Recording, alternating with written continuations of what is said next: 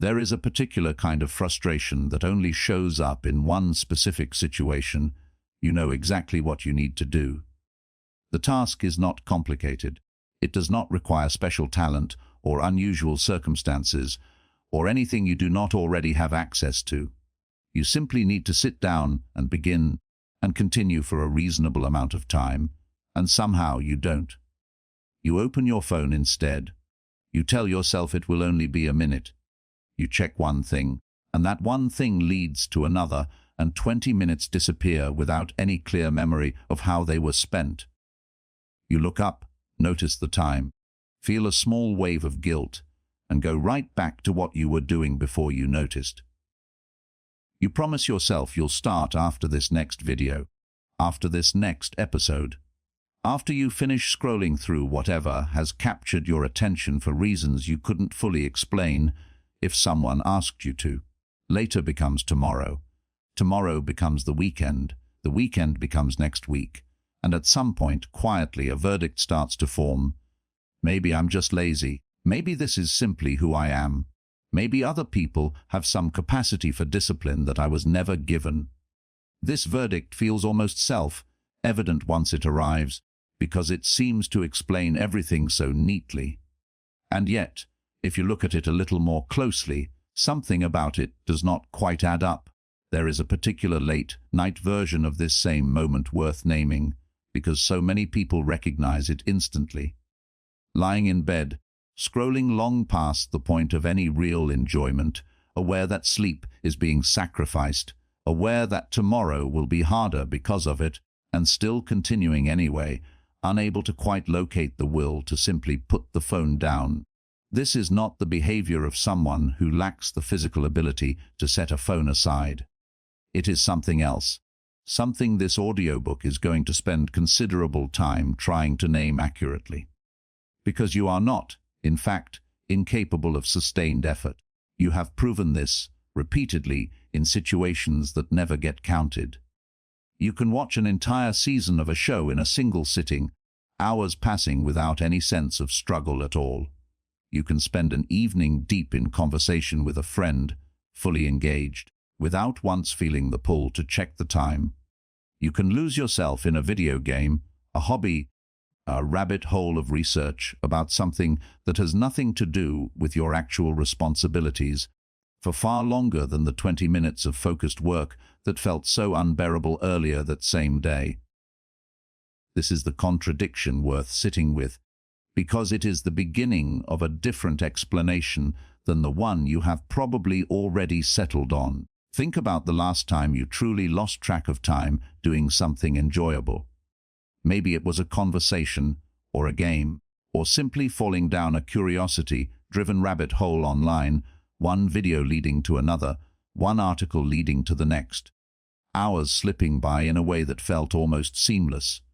Now think about the last time you sat down to do something you actually needed to do, and how quickly, by comparison, the minutes seemed to drag, how frequently your mind wandered, searching for any reasonable excuse to stop. Both experiences happened inside the same brain, belonging to the same person, on possibly even the same day. The difference was never your fundamental capacity for sustained attention. The difference was something else entirely, something worth understanding clearly before this audiobook goes any further. If you were truly, fundamentally incapable of focus, incapable of sustained attention, incapable of tolerating effort, none of this would be possible. A person without the capacity for concentration cannot spend 3 hours absorbed in something, regardless of how enjoyable that something happens to be. Concentration is concentration. Attention is attention. The mechanism doesn't disappear and reappear based on subject matter alone, which raises an uncomfortable and ultimately useful question. If you can do it there, why can't you do it here?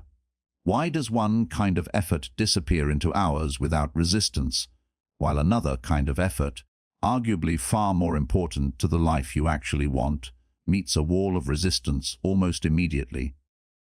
The easy answer, the one that requires no further thought, is that the second kind of effort is simply less enjoyable, and you are simply lazy about things that aren't fun. Case closed. But this explanation, tidy as it sounds, doesn't actually hold up under examination. Plenty of things you find genuinely meaningful, things you would say you care about deeply if asked directly, still meet that same resistance. The book you actually want to write, the skill you actually want to build, the conversation you know you need to have, the habit you know would change your life if you could just maintain it for more than a few days. These are not things you find boring in the way you might find laundry boring. These are things that matter to you. And still the phone wins. Still the scroll wins. Still the easier option keeps winning over and over, in a pattern that has repeated so many times it now feels less like a choice and more like a fact about who you are. Here is a different possibility, one this audiobook is going to explore slowly from several different angles, because it deserves more than a single sentence to land properly. Maybe you are not lazy. Maybe something else has happened, something quieter and in some ways more understandable than a simple character flaw. Maybe, somewhere along the way, without ever deciding to, you trained yourself. Not toward laziness exactly, but toward something more specific, a preference for ease, a brain that has learned, through years of repetition, exactly what immediate relief feels like, and exactly how to find it, faster and more reliably than almost anything else available to you. And if that is true, then the question that actually matters is not, why am I so lazy? It is something closer to this. What have you trained your mind to expect? That question will take the rest of this audiobook to answer properly. But it is worth sitting with right now, before anything else, because it changes the entire shape of what comes next. A character flaw is something you either have or don't have, fixed and mostly unchangeable. A trained pattern is something else entirely. Something that was learned can be unlearned. Something that was built one small repetition at a time can be rebuilt the same way, one small repetition at a time. You are not stuck being who you have been. You are simply, for now, practiced at it. And practice, unlike character, can change. Far-fetched how easy became your default to understand why effort has become so difficult. It helps to look, honestly, at the environment you actually live inside, not the environment of 100 years ago or even 20 years ago. The one that surrounds you right now, every day, shaping your expectations more thoroughly than you probably realize. You live inside a world engineered, deliberately and skillfully, to remove friction from almost everything. Entertainment used to require effort. You had to wait for a show to air at a specific time, or travel to a theater, or plan an evening around a particular event. Now entertainment is always available instantly, an endless supply that requires nothing more than picking up a device already in your hand. Food used to require effort. Someone had to plan a meal, gather ingredients, cook and clean up afterward. Now food can appear at your door within the hour, ordered from a couch, requiring nothing but a few taps and a short wait. Information used to require effort. A question meant a trip to a library, or a conversation with someone who might know the answer, or simply living with uncertainty until an answer eventually surfaced on its own. Now an answer to nearly any question arrives within seconds, and the habit of simply not knowing something, of tolerating a gap in your understanding, has become almost foreign. Connection used to require effort. A letter took days. A phone call required finding someone at home at a specific time, with nothing else demanding their attention. Now a message can be sent and answered within moments, and silence, even a brief one, can start to feel unusual rather than ordinary. Even acquiring things used to require effort. A trip somewhere, a wait for a store to open, a period of saving before a purchase became possible at all. Now nearly anything can be bought within seconds, delivered within a day or two. The entire gap between wanting something and having it compressed down to almost nothing. Each of these shifts, taken individually, represents a genuine improvement in convenience, and none of them deserve to be treated as some kind of moral decline. But taken together, Across every one of these domains simultaneously, they represent something larger than any single convenience on its own.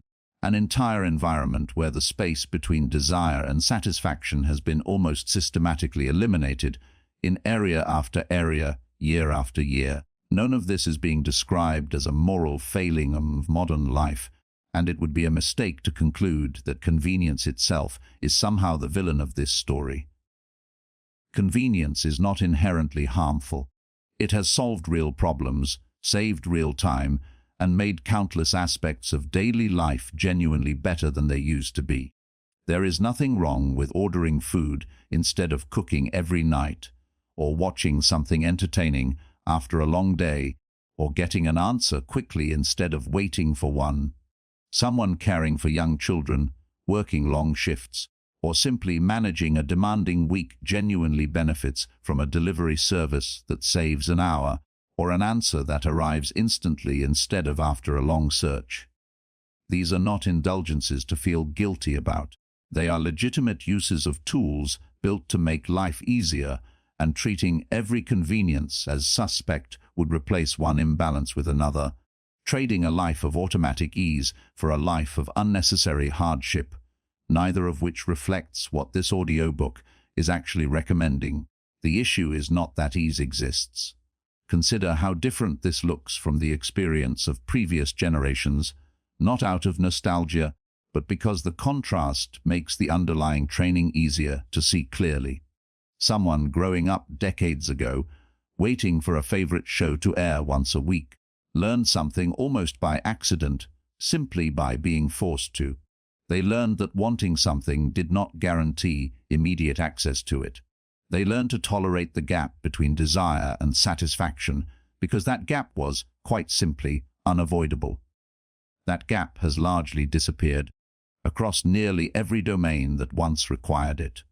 And a mind that rarely encounters the gap between wanting and having does not get much practice tolerating it. This is not a criticism of anyone who grew up in this newer environment. It is simply a description of what happens, predictably, when a specific kind of practice becomes rare. The capacity that practice would have built quietly remains underdeveloped, not because of any personal failing, but because the circumstances that once built it automatically no longer require it. The issue is what your brain quietly learns from encountering it constantly in nearly every domain of life, for years at a time. Your brain is, among other things, an extraordinarily efficient prediction machine. It is constantly tracking what leads to relief, what leads to reward, what leads to the fastest reduction of an uncomfortable state. It does this automatically, without asking your permission, based purely on repeated experience. And here is the pattern it has likely been absorbing, quietly, for a very long time. Discomfort arises, something feels effortful, boring, uncertain, or slow, and almost immediately an escape is available. Not eventually, not after some period of enduring the discomfort. Immediately, within seconds, a phone can be checked, a video can be started, a snack can be found, a different, easier task can be substituted for the harder one. Every time this happens, your brain records a small lesson. Discomfort means escape is available. Discomfort means relief is close. Discomfort does not need to be tolerated because there is almost always a faster way out. This lesson, repeated enough times, across enough situations, begins to generalize. It stops being a specific response to a specific kind of boredom and starts becoming a default orientation toward discomfort of nearly any kind. The unfamiliar reflex, the one an earlier generation might have developed almost by necessity simply because escape was harder to reach, was staying with discomfort because there was often nowhere immediate to go. That reflex requires practice to build. And if you live in an environment that rarely requires it because relief is always one tap away, that particular kind of tolerance can quietly atrophy, the same way a muscle weakens when it is never asked to do anything difficult. This is worth pausing on, because it reframes something that might otherwise sound like an accusation into something closer to a simple, understandable consequence of the world you happen to have grown up inside. There is a particular irony worth noticing here, one that many people recognize instantly once it is pointed out. The same devices and platforms responsible for training this preference for ease are also, quite often, the very things a person reaches for specifically to escape the discomfort of doing something difficult.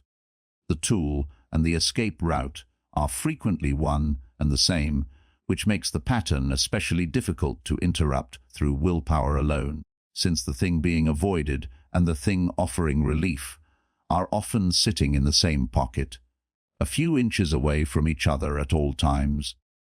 You did not choose the environment that trained you. No one sits a child down and explains that convenience will gradually erode their tolerance for boredom and effort. This happened gradually, invisibly, the way most deep training happens, through thousands of small repetitions that never individually seemed significant. But understanding where the pattern came from does not mean you are permanently subject to it. It simply means you now have a clearer picture of what you are actually working with, which turns out to matter quite a lot for what comes next.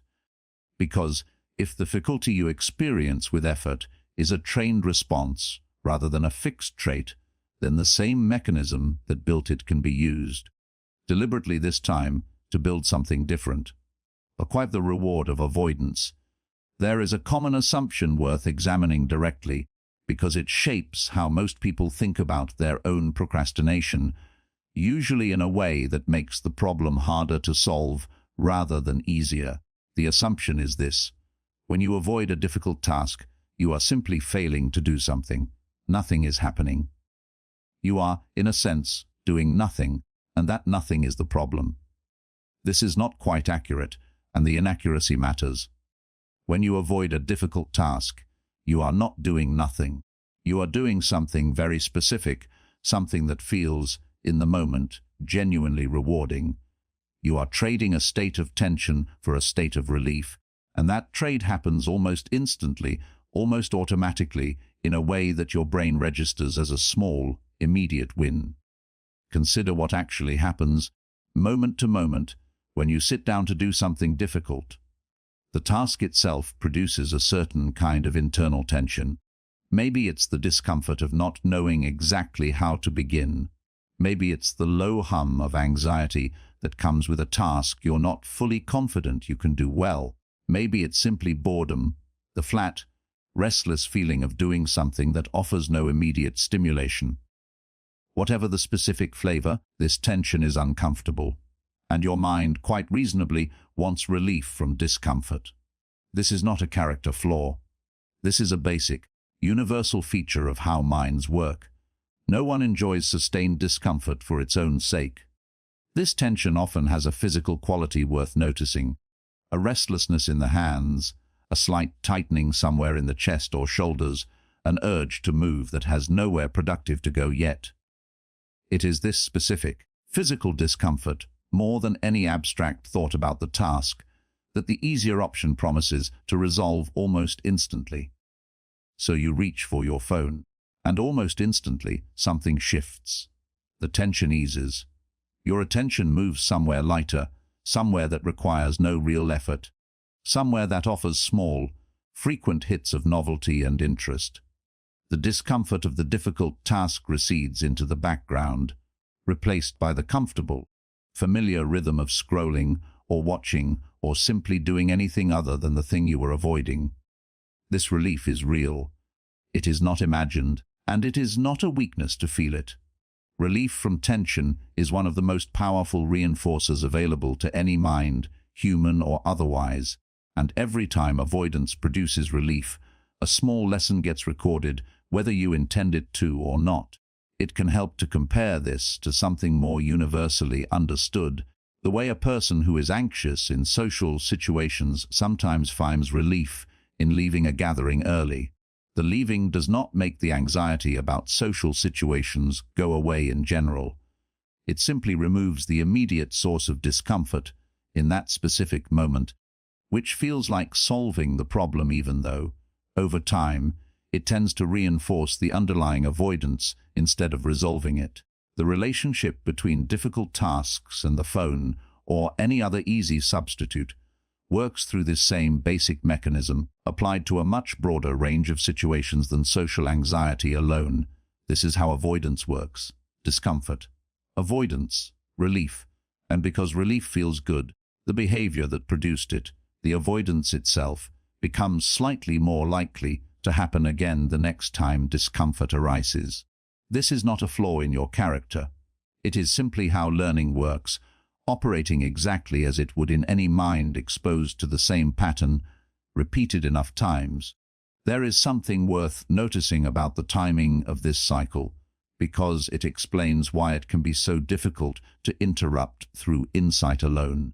The relief that follows avoidance arrives almost instantly, within seconds, while whatever cost the avoidance produces, a missed deadline, a strained relationship, a body that has grown less capable, tends to arrive much later, sometimes weeks or months afterward, disconnected enough in time that the mind rarely links the two events together automatically. Immediate, reliable relief will almost always outcompete a delayed, uncertain cost in shaping behavior, which is simply how learning tends to work, for any mind, regardless of how clearly the long-term consequences might be understood in the abstract. The same cycle plays out across situations that might not initially seem related to laziness at all. Consider the difficult conversation you have been putting off.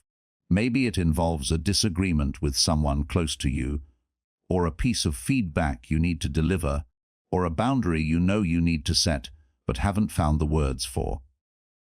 Thinking about this conversation produces anxiety, a knot of discomfort that sits in your chest whenever it crosses your mind, and so you avoid it. You tell yourself you'll bring it up later, when the timing is better, when you're less busy, when you've had more time to think about what to say. Each time you make this choice, the anxiety recedes, at least temporarily. Relief arrives, and the pattern strengthens, making the conversation feel, each time you consider it, slightly more daunting than it did the last time, because avoidance has now become the well-worn path, familiar and easy, while confrontation remains the unfamiliar one. Consider the workout you know you should do. In the moment before you begin, there is often a flicker of resistance, a low-grade discomfort at the thought of physical exertion, of muscles working harder than they want to, of a body that would rather stay still. Sitting down instead, staying on the couch, choosing not to change into workout clothes produces an immediate sense of ease. The discomfort of imagined exertion disappears, replaced by the comfort of remaining exactly where you already are. This cycle, repeated enough times, does something specific and measurable to your relationship with effort. It does not just make you slightly less likely to work out on any given day. It gradually strengthens a deeper association between physical effort and something to be avoided, making the very thought of exercise carry more resistance than it otherwise would, entirely because of how many times avoidance has already been rewarded in the past. A similar cycle plays out around ordinary household responsibilities: the dishes left in the sink, the laundry left unfolded, the mail left unopened on the counter. Each of these tasks is genuinely small, requiring only a few minutes to actually complete. And yet each one can trigger the same low-grade resistance as something far larger, simply because it represents effort of any kind, and effort, repeatedly avoided, has become something the mind reflexively steers away from. The dishes accumulate, the resistance grows correspondingly larger, and what could have taken 5 minutes at the outset eventually requires considerably more, both in time and in the psychological effort needed to finally face a task that has grown, purely through avoidance, into something that now feels genuinely daunting. Consider a slightly different version of this same cycle, one that shows up in a domain many people don't immediately associate with avoidance at all. Checking social media in the middle of a task that requires sustained attention. The task itself, whatever it happens to be, produces a low background hum of effort, the ordinary strain of holding focus on something that does not offer constant novelty. This strain is mild, easy to miss if you're not looking for it. But it is there, quietly building the moment. Attention is asked to stay in one place for more than a few minutes. Checking a phone interrupts that strain immediately. A new piece of content appears, something novel, something that requires no sustained effort to process, and the low hum of strain briefly disappears, replaced by the small hit of interest that new information reliably produces. This exchange happens so quickly, so seamlessly, that it rarely registers as a decision at all. It simply happens, the way a reflex happens, faster than conscious deliberation, and because it happens so quickly, so often, throughout an ordinary day, the cycle strengthens with unusual speed compared to some of the other examples explored in this section. Dozens of small avoidances, each one barely noticed individually, add up to a considerable amount of daily practice at exactly the pattern this audiobook is trying to help you interrupt. Food offers another familiar version of this same cycle, though it operates slightly differently. Emotional discomfort, boredom, stress, a difficult feeling with no obvious cause, can all produce an urge to eat that has little to do with actual hunger. The eating itself provides a genuine, immediate sense of comfort, a temporary softening of whatever discomfort prompted it. This relief is real, and it explains why this particular pattern can feel so difficult to interrupt using willpower alone. The relief it offers is not imagined. It is simply, like the other examples here, a relief that comes at a cost when it becomes the automatic, default response to nearly any uncomfortable feeling that arises. It is worth being precise about something here, because this idea can easily slide into something less useful if left unclarified. This is not a diagnosis. This is not a claim that you have some clinical condition requiring treatment. It is simply a description of an ordinary, universal behavioral pattern, one that applies to essentially every person who has ever lived, to varying degrees, depending on how often they have practiced avoidance versus how often they have practiced tolerance. Nor does this mean every instance of low motivation traces back to this exact mechanism. Sometimes exhaustion is simply exhaustion. Sometimes stress genuinely depletes the resources needed for sustained effort. Sometimes what looks like avoidance is actually a reasonable response to being overextended, under-supported, or dealing with circumstances that have nothing to do with a trained preference for ease. This audiobook will return to that distinction later because it matters and because assuming every difficulty with motivation stems from comfort seeking would be both inaccurate and unkind. But when the pattern does apply, and for many people, in many areas of life, it applies more often than they initially realize, understanding it clearly changes something important. It removes some of the shame from the equation. You are not weak for finding relief rewarding. You are not broken for preferring comfort over discomfort in the moment. You are simply a mind that has learned, the way all minds learn, from repeated experience. And once you see the cycle clearly, discomfort, avoidance, relief, repetition, you can begin to see where it might be interrupted. Not through force, not through willpower alone, but through a more deliberate relationship with what happens in that critical moment, right after discomfort first arises, the moment when escape feels most tempting and staying, even briefly, becomes possible for the first time in a long while. Farfay, why motivation cannot save you. There is a belief that quietly sabotages more good intentions than almost anything else, and it sounds so reasonable that most people never think to question it. The belief goes something like this. Before you can do something difficult, you need to feel motivated to do it. Motivation comes first, action follows. If the motivation isn't there, waiting makes sense, because starting without it feels forced, artificial, unlikely to last. There is a reason this particular belief persists so stubbornly, despite how often it fails to hold up under scrutiny.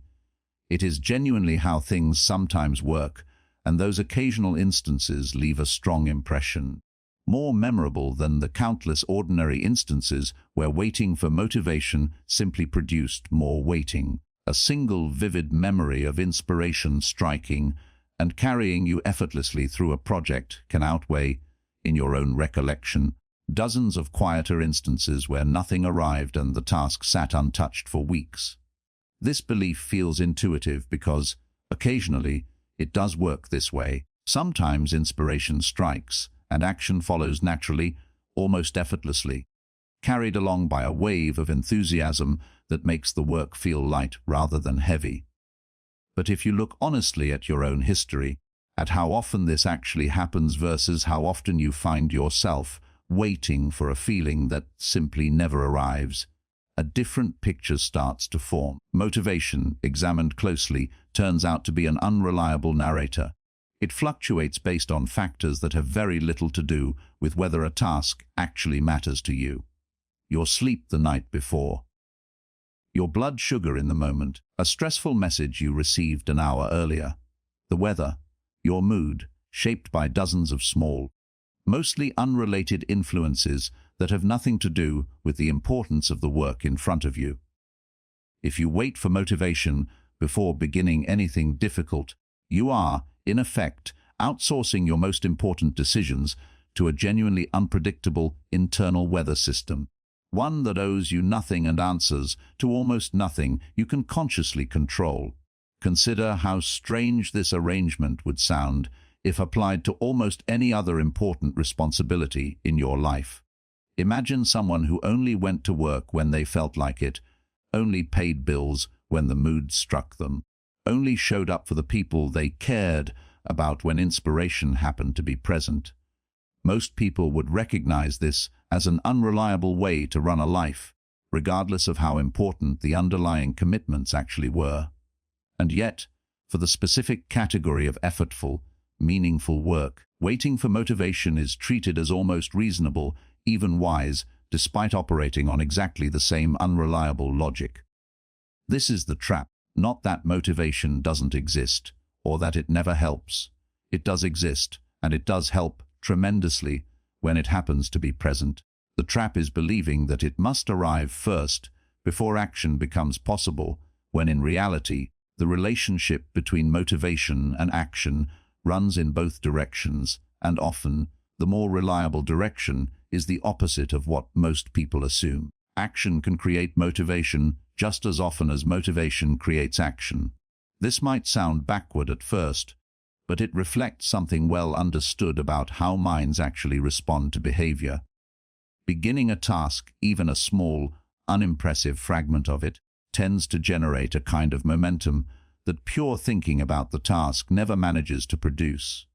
The first few minutes of an unwanted task are almost always the hardest part. Once you are actually moving, actually engaged, the resistance that made starting feel so difficult often begins to fade, sometimes replaced by an interest or absorption that would have seemed impossible to predict from the outside, sitting there beforehand, dreading the beginning. Almost anyone who has ever dreaded cleaning a messy room has experienced a version of this directly. The thought of the entire task, every surface, every pile, every decision about what to keep and what to discard can feel overwhelming enough to justify closing the door and leaving it for another day. And yet, picking up a single item, just one, often breaks the spell in a way that thinking about the whole room never could. One item leads to picking up another, and before any conscious decision to keep going was ever made, a genuine amount of progress has occurred, carried entirely by the momentum that began with a single small, almost trivial action. Writers, in particular, have described this dynamic for as long as writing itself has existed as a profession, though the framing has taken many forms over the years. The blank page, considered in its entirety, an entire chapter or article yet to be written, tends to feel considerably more daunting than the first sentence alone. Professional writers, people who by necessity write regardless of whether inspiration happens to be present on any given day, often describe a simple, unglamorous strategy for getting past this resistance. Begin badly. Write one sentence that isn't very good. Give yourself permission to write something you know you will delete later. The point is never the quality of that first sentence.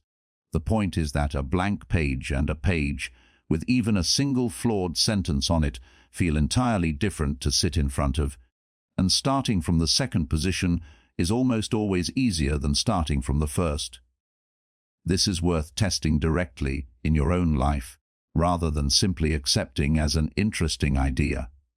The next time you feel resistance towards something you know you should do, notice what happens if you commit to an absurdly small version of it, not the whole workout, just putting on your shoes. Not the whole report, just opening the document and writing one sentence. Not the whole difficult conversation, just sending the first message that opens the door to it. The goal of starting small is not to trick yourself, exactly, though it can feel a little like that at first. The goal is to interrupt the pattern where the size of a task, imagined in full, becomes so overwhelming that avoidance feels like the only reasonable response. A task imagined in its entirety, especially a task you have been avoiding for some time, tends to accumulate a kind of imagined weight that has little to do with its actual difficulty in the moment. 5 minutes rarely carries that same weight. 5 minutes is almost always survivable, almost always small enough that the resistance which blocks the full task simply doesn't have the same grip. And once those 5 minutes have passed, something useful tends to happen.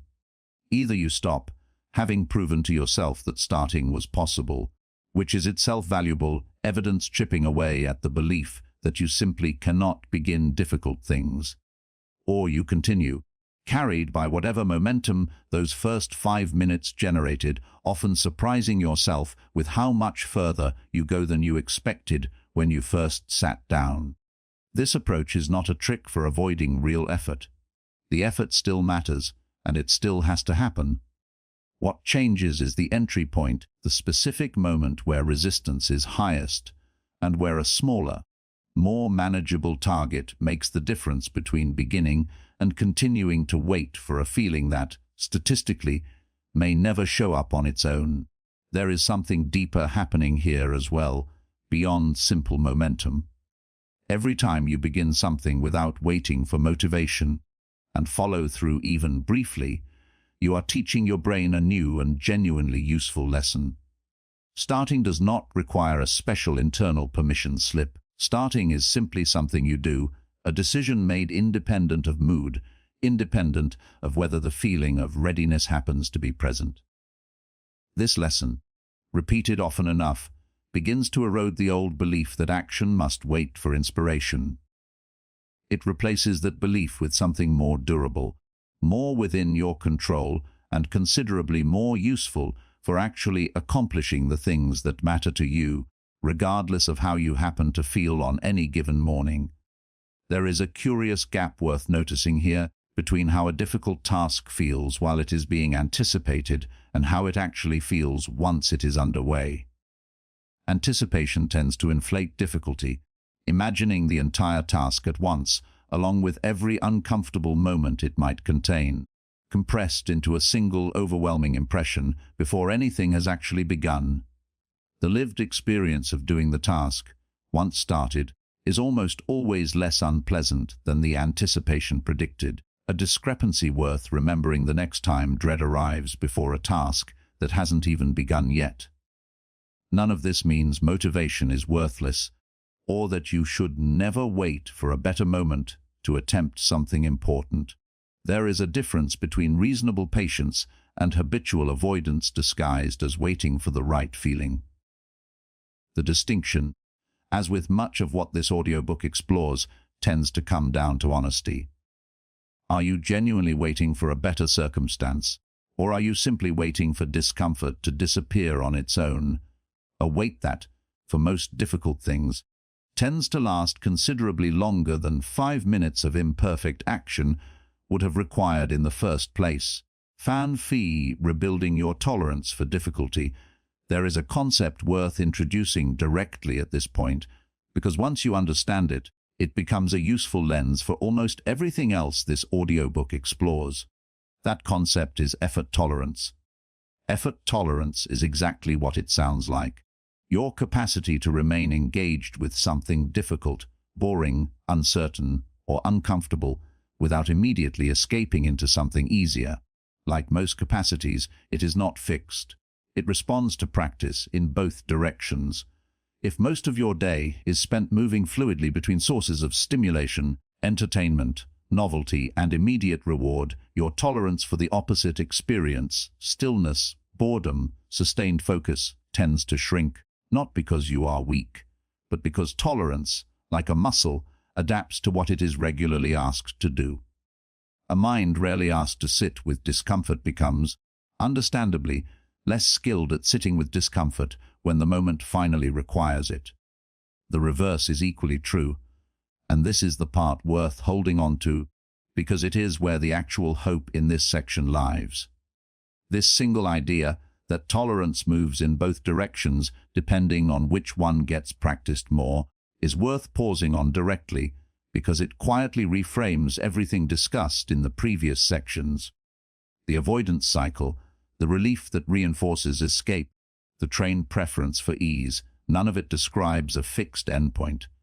It describes a direction, one that was set through years of practice and can, with different practice, be set differently going forward. If you repeatedly practice staying with something slightly uncomfortable, even briefly, even imperfectly, that capacity begins to strengthen. Concentration that once broke after 2 minutes can extend to 5, then 10, then longer, not through some dramatic transformation, but through the same gradual process that builds any capacity worth having. This reframes the entire project in an important way. The goal is not to become a person who loves difficulty, who finds boredom pleasant, who no longer feels the pull toward the easier option. That version of transformation is neither realistic nor necessary. Very few people, if any, genuinely enjoy sustained discomfort for its own sake, and setting that as the bar guarantees a sense of failure before you've even begun. An experienced athlete offers a useful comparison here. Someone who trains regularly does not necessarily enjoy every individual moment of a difficult workout. The burning sensation in tired muscles, the labored breathing, the simple discomfort of continued exertion, none of this typically feels pleasant in the moment it is happening. What differs, compared to someone untrained, is not the presence of discomfort, but the relationship to it. An experienced athlete has learned, through extensive repetition, that this particular discomfort is tolerable, temporary, and not actually dangerous, which allows them to continue through it rather than stopping the instant it appears. This same relationship, tolerable rather than enjoyable, temporary rather than permanent, is exactly what effort tolerance aims to build in any domain, not physical exertion alone. The actual goal is more modest and more achievable. Not loving difficulty, simply becoming someone who can stay with it a little longer than before, someone for whom the automatic escape response is no longer quite so automatic. Consider what this looks like in practice, with concentration as an example. If sitting down to focus on something has recently meant lasting only a few minutes before your attention pulls towards something else, the instinct might be to force an immediate leap to an hour of uninterrupted work. This instinct, while understandable, tends to backfire. It asks for a jump the current level of tolerance simply cannot support, which produces failure, which produces discouragement, which often produces more avoidance rather than less. A more effective approach works with the tolerance you currently have, rather than the tolerance you wish you had. If your honest current capacity is 5 minutes, the goal becomes 5 minutes, done consistently, rather than an imagined hour that keeps not happening. 5 minutes, repeated regularly, tends to become 6, then 8, then 15. Not through willpower alone, but through the same mechanism that builds any tolerance, gradual, repeated exposure that stays just at the edge of comfortable, rather than dramatically beyond it. The same logic applies to physical effort. A body unaccustomed to exertion does not benefit from an immediate demand for an hour of intense exercise. It benefits from a demand slightly beyond its current comfort, repeated consistently, allowing capacity to build gradually rather than being asked for a leap that guarantees early abandonment. It applies just as directly to emotional discomfort, the kind involved in difficult conversations, uncertain decisions, or situations where the outcome cannot be controlled. A person unaccustomed to tolerating the particular flavor of discomfort does not need to immediately confront their single hardest possible conversation. They benefit from smaller, more manageable practice first, a slightly uncomfortable conversation rather than the most daunting one imaginable, building the underlying tolerance gradually, the same way any capacity is built. Consider someone who has spent years avoiding any form of professional confrontation, deferring constantly to colleagues, never voicing disagreement in meetings, accepting extra work rather than risk the discomfort of pushing back. For this person, jumping straight into the most difficult version of assertiveness, confronting a manager about a significant grievance, would likely trigger enough anxiety to guarantee retreat back into the familiar pattern of silence. A more workable starting point might be something considerably smaller, voicing a minor preference in a low-stakes meeting, or simply saying no to a request that genuinely doesn't fit into an already full schedule. These smaller moments, uncomfortable in their own modest way, build the underlying capacity that the larger, more significant confrontation will eventually require, without demanding a leap the current tolerance cannot yet support. This overcorrection is familiar to almost anyone who has ever made an ambitious resolution at the start of a new year. The decision arrives with genuine enthusiasm, an hour of exercise every single day, a complete overhaul of diet, an hour of reading before bed without exception. For the first few days, this level of intensity might even hold, carried along by the initial motivation that inspired the decision in the first place. But motivation, as explored earlier, fluctuates, and once it dips, even slightly, the enormous size of the daily commitment becomes its own obstacle. Missing one day of an ambitious plan often triggers a particular kind of discouragement, a sense that the whole effort has already failed, which frequently leads to abandoning the plan entirely rather than simply resuming at a smaller, more sustainable scale. A gentler starting point, one that might have seemed almost too modest to bother with at the outset, tends to survive these same inevitable dips far better. 10 minutes of exercise is easy to resume after a missed day. An hour of exercise, once broken, often feels like too large a gap to simply pick back up. This is worth emphasizing clearly because it directly contradicts a common, and often counterproductive, approach to personal change. There is also something worth understanding about what happens internally during this rebuilding process, because it explains why the early stages often feel disproportionately difficult compared to what comes later. There is an encouraging detail worth adding here, one that becomes more apparent only after some of this practice has accumulated. Effort tolerance built in one domain tends to transfer, at least partially, into others, even when those domains seem unrelated on the surface. Someone who has spent months rebuilding their capacity to sit through a difficult workout often finds, somewhat to their own surprise, that sitting through a difficult conversation has also become slightly easier, even without any direct practice at conversations specifically. This transfer is not perfect or automatic, and it should not be relied upon as a substitute for direct practice in a specific area, but it does suggest that the underlying capacity being built here is not narrowly confined to whichever task first prompted the practice. It behaves more like a general resource, one that strengthens the whole system a little, wherever it happens to be exercised most directly. The first few times you choose to stay with discomfort instead of escaping it, the discomfort itself does not disappear. It is often quite intense, precisely because your system has become accustomed to relief arriving quickly, and its sudden absence registers as something worth resisting. This is the hardest part, and it is worth naming honestly rather than pretending it will feel easy from the start. But something reliable tends to happen if you stay anyway, even briefly. The intensity of the discomfort, in most cases, does not continue climbing indefinitely. It tends to peak and then gradually ease on its own, simply from the passage of time and continued presence with the task. This is worth knowing in advance, because in the moment, without that knowledge, the instinct is often to assume the discomfort will only get worse the longer you stay, which makes escape feel not just tempting but urgently necessary. Learning, through direct experience, that discomfort tends to peak and then soften, rather than escalate indefinitely, is itself part of what rebuilds tolerance. Each time you witness this pattern firsthand, staying long enough to notice the ease that eventually follows the peak, you gather a small piece of evidence that discomfort is survivable. That escape is not actually necessary for relief to eventually arrive on its own. Over time, with enough repetitions of this experience, staying with something difficult stops feeling like such a significant event. It becomes, gradually, simply something you do.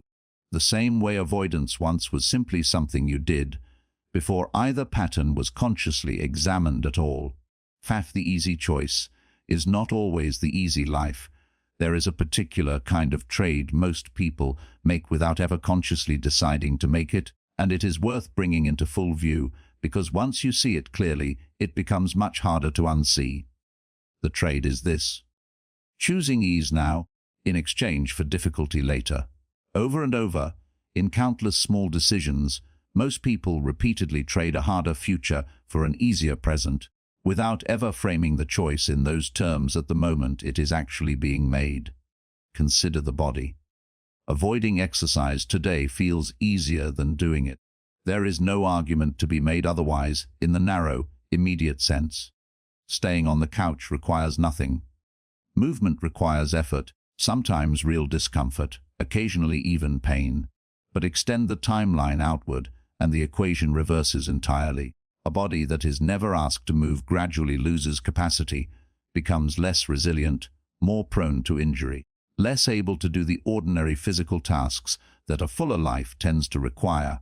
What felt like the easier choice today quietly manufactures a harder life later, one with less energy, less capability, and often more physical discomfort than the exercise being avoided would have ever produced. Consider money. Spending without discipline feels easier in the moment than budgeting, saving, or delaying a purchase. There is a genuine, immediate reward in simply buying the thing you want, right now, without the friction of careful consideration. But extend the timeline outward again, and a different picture emerges.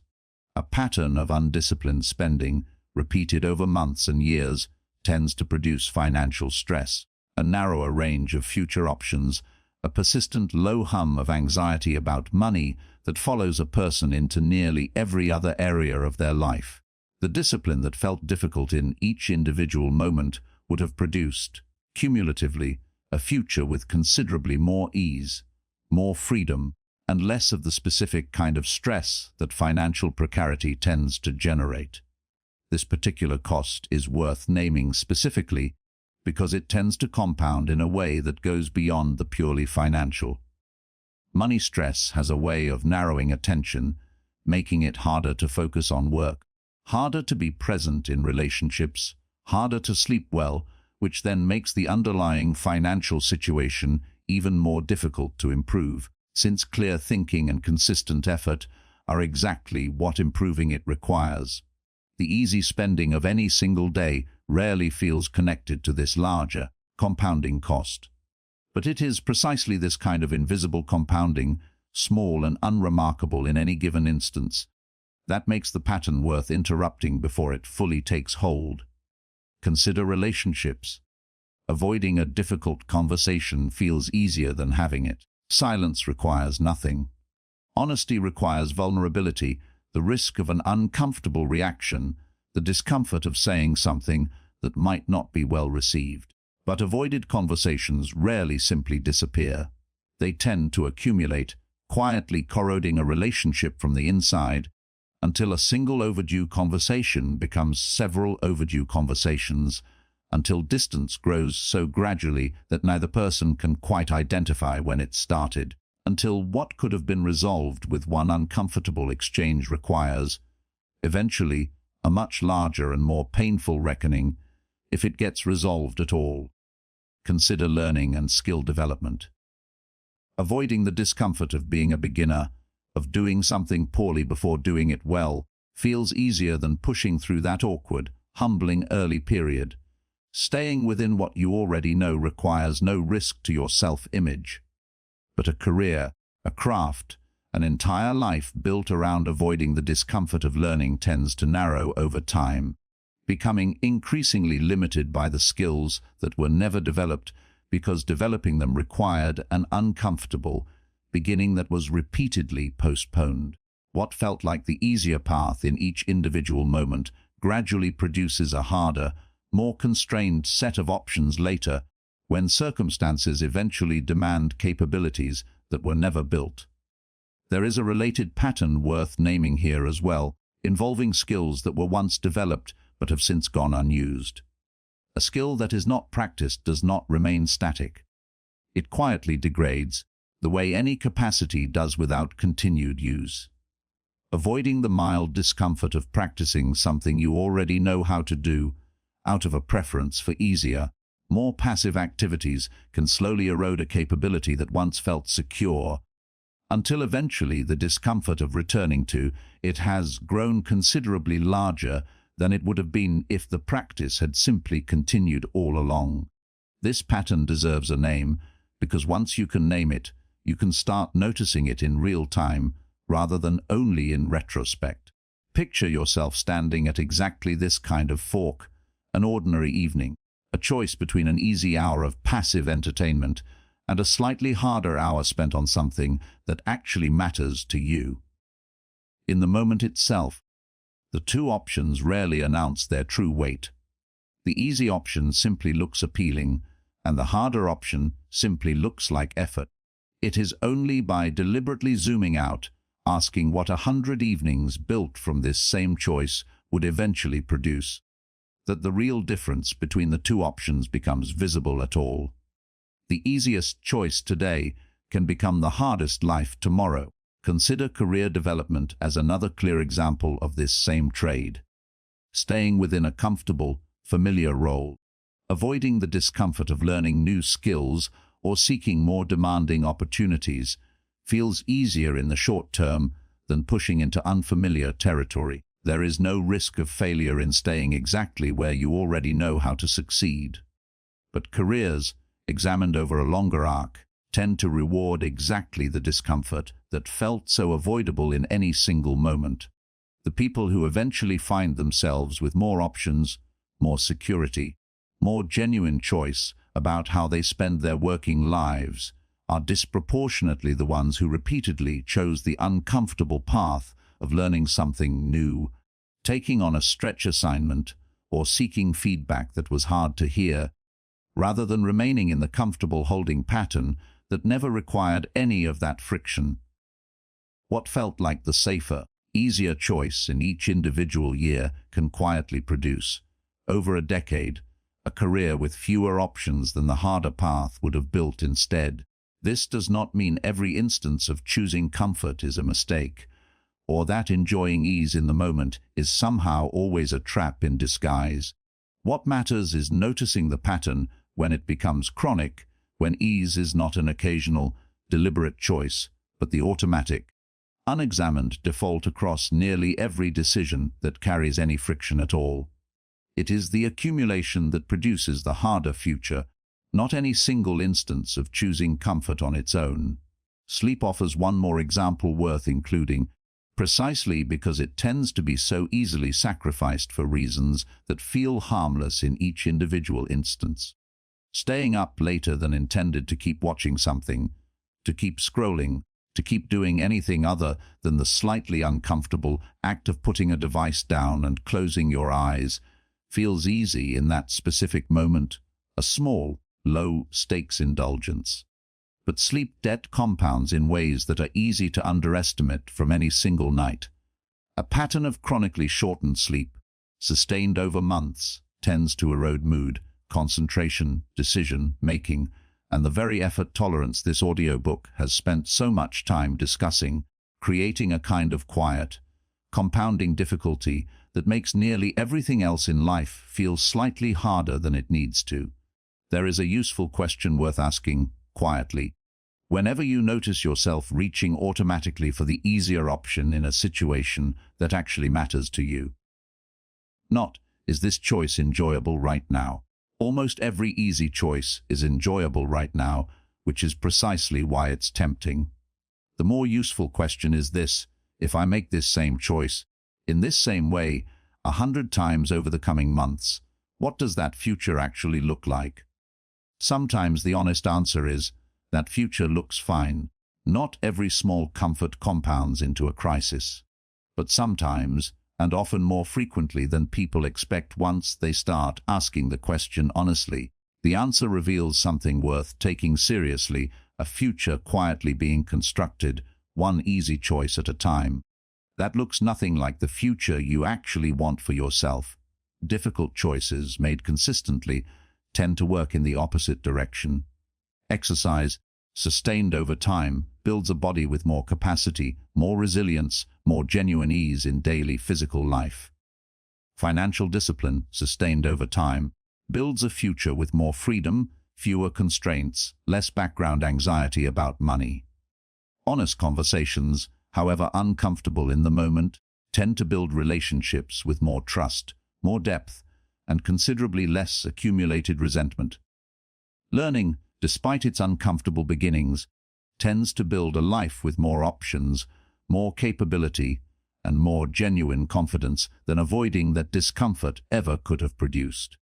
The difficult choice today, made consistently enough, tends to become the easier life tomorrow. This is not a slogan meant to shame you into constant effort. It is simply an honest description of how these two paths tend to unfold over time, worth knowing clearly, so that the choices you make today can be made with a fuller, more accurate picture of where each path actually tends to lead. Far from your attention is being trained. There is a particular skill that rarely gets discussed directly as a skill, even though it underlies almost everything else this audiobook has explored so far. That skill is attention itself, your capacity to direct your focus toward one thing and keep it there for as long as the situation actually requires. Like effort tolerance, attention is not fixed.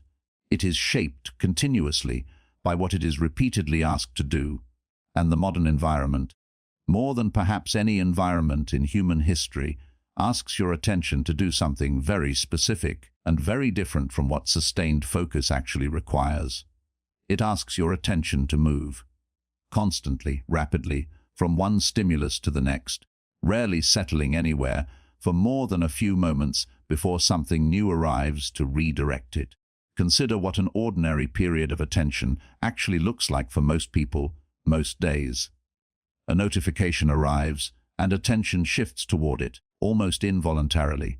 A short video ends, and another begins immediately, requiring no decision, no transition, simply a continuous stream of new stimulation arriving faster than any single piece of it can be fully processed.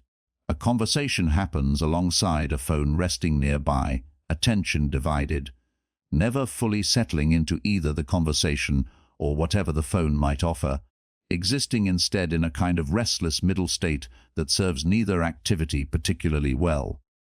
Multitasking deserves a specific mention here, because it is often described, casually, as a skill, something certain people are simply better at than others.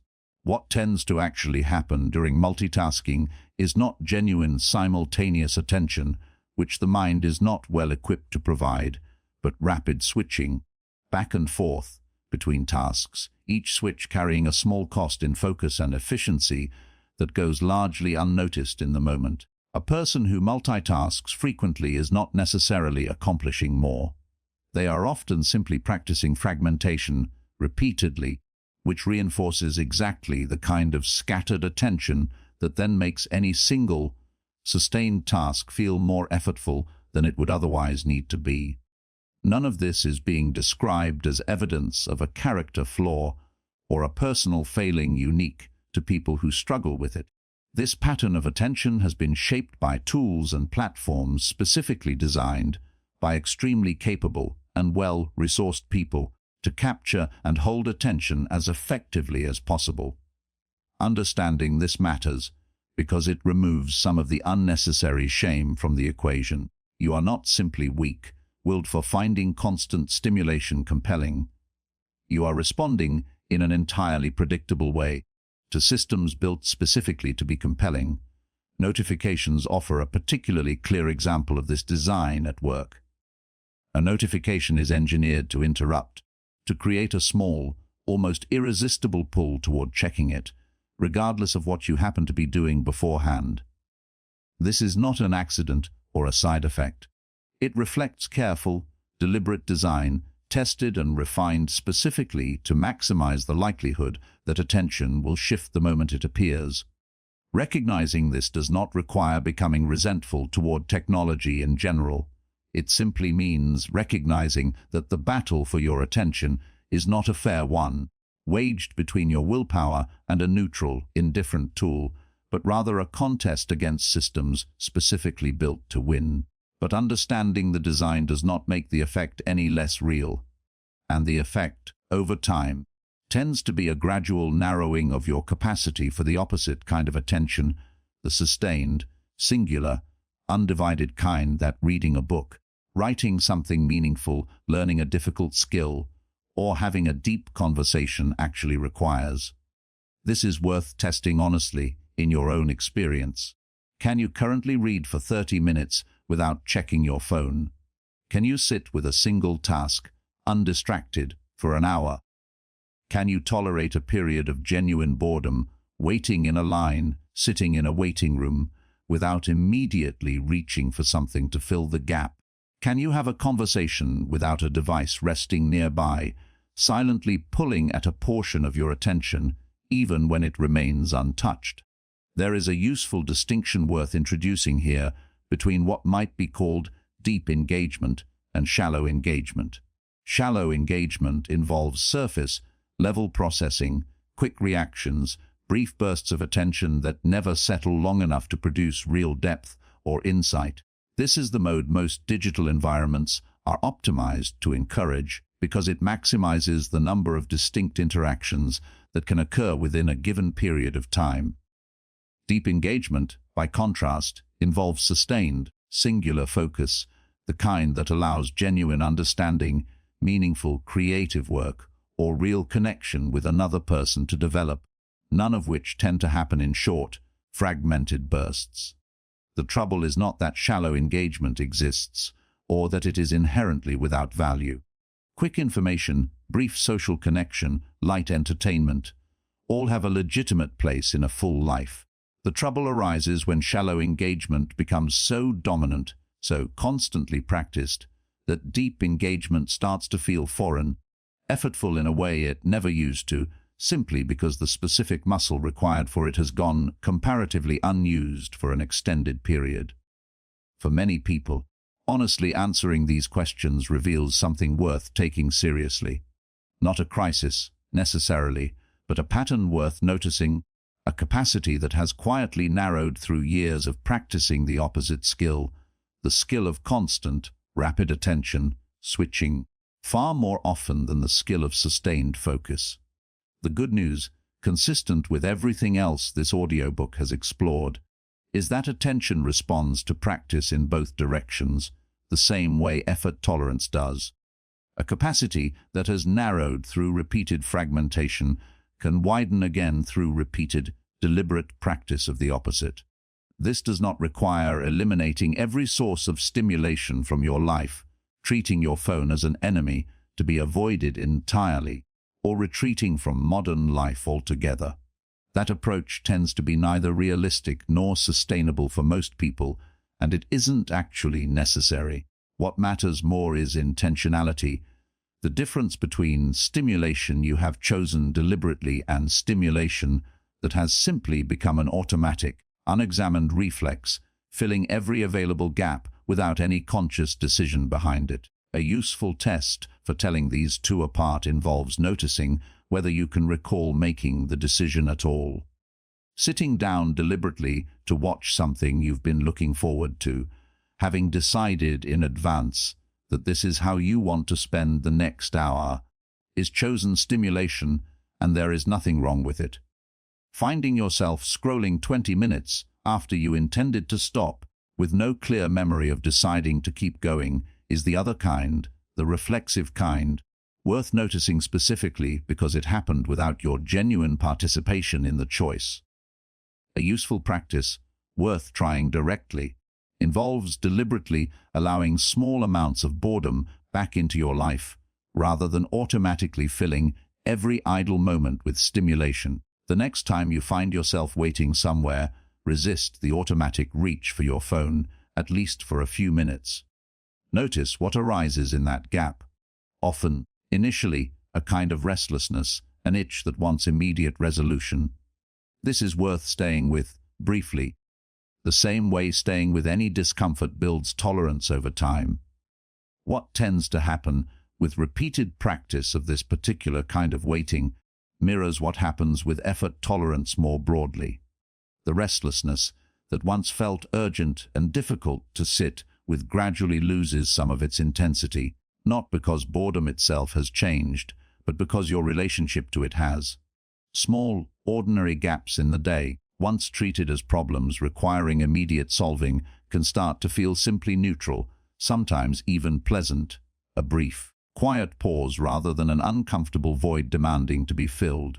Reading, particularly reading that requires sustained attention rather than the fragmented scanning that most digital content encourages, offers another useful practice.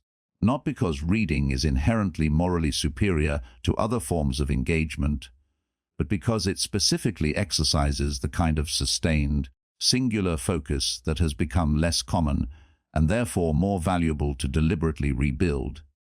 Working in defined periods without interruption, even briefly at first, offers a third useful practice. Not an entire day of uninterrupted focus, which for most people, especially early on, would be unrealistic.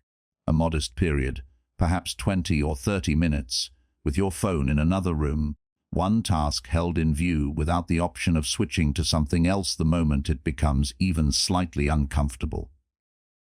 A fourth practice, easy to overlook because it involves other people rather than solitary tasks, is bringing full attention to conversations, deliberately, as a form of practice in its own right. Placing a phone out of reach during a meal with someone, resisting the urge to check it during a natural pause in conversation, staying present through moments of silence rather than filling them automatically with a glance at a screen. All of this exercises the same underlying capacity as the other practices described here. Conversations conducted this way tend to feel different, often noticeably richer than the fragmented, half-attentive version that has become common when a device sits within reach throughout. Each of these practices, repeated consistently, sends the same underlying message to your attention that effort tolerance receives from staying with difficulty. This capacity is still available to you. It has not disappeared. It has simply been underused, and underused capacities, given consistent practice, tend to return. Your attention becomes shaped by what you repeatedly give it to. This has always been true, and it remains true regardless of how demanding the modern environment has become for competing that attention away from you. What you practice, deliberately and repeatedly, is what your attention gradually becomes capable of again. Stop making comfort the reward. There is a distinction worth drawing carefully at this point, because without it, everything discussed so far could easily curdle into something unhealthy, a kind of relentless self-denial that mistakes constant discomfort for constant virtue. That is not the goal here, and it is worth saying clearly before going any further. Rest is not the enemy. Comfort is not the enemy. Relaxation, enjoyment, and pleasure are not obstacles standing between you and a more disciplined life. They are essential parts of any life worth living, and any framework that treats them as problems to be eliminated is not actually describing health. It is describing a different kind of imbalance, one that trades avoidance of effort for avoidance of rest, which tends to produce its own set of problems over time. This particular overcorrection deserves mention because it is a genuine risk for anyone who takes the ideas in this audiobook seriously without holding on to this distinction carefully. Someone who has recognized their own pattern of avoidance sometimes swings toward the opposite extreme, treating any moment of rest with suspicion, feeling guilty for relaxing, mistaking constant business for genuine progress.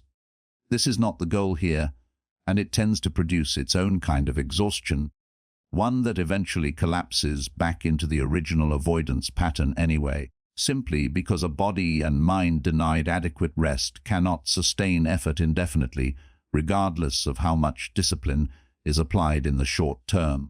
What matters is not whether you rest, but why and when, and what that rest is actually responding to. Consider two situations that can look nearly identical from the outside, while functioning in entirely different ways underneath. In the first, you have worked hard on something difficult, finished it, or made meaningful progress on it, and now you are resting. This rest arrives after effort as a genuine, earned response to real exertion. It restores you. It allows the parts of your mind and body that were engaged in difficult work to recover, so that you can return to effort again later with something left to give. In the second, you feel discomfort, boredom, uncertainty, the early resistance that shows up before difficult work has even begun, and you respond by immediately seeking relief. This is not rest in the restorative sense.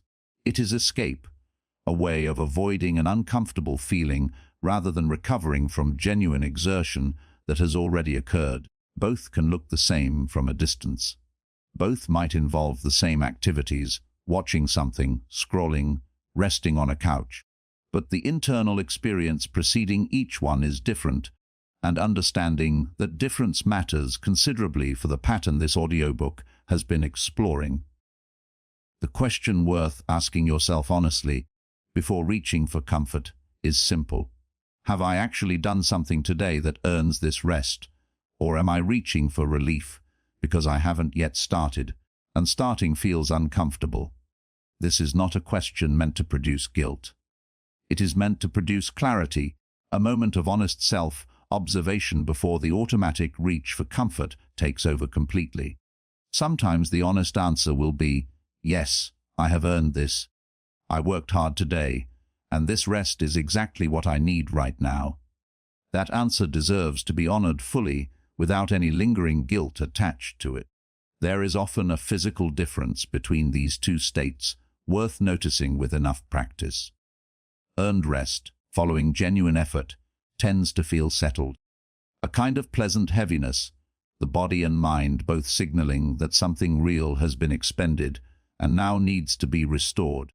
Avoidance dressed up as rest tends to feel different underneath, often carrying a faint, restless quality, a background awareness that something has been left undone, even while the surface activity looks identical to genuine relaxation.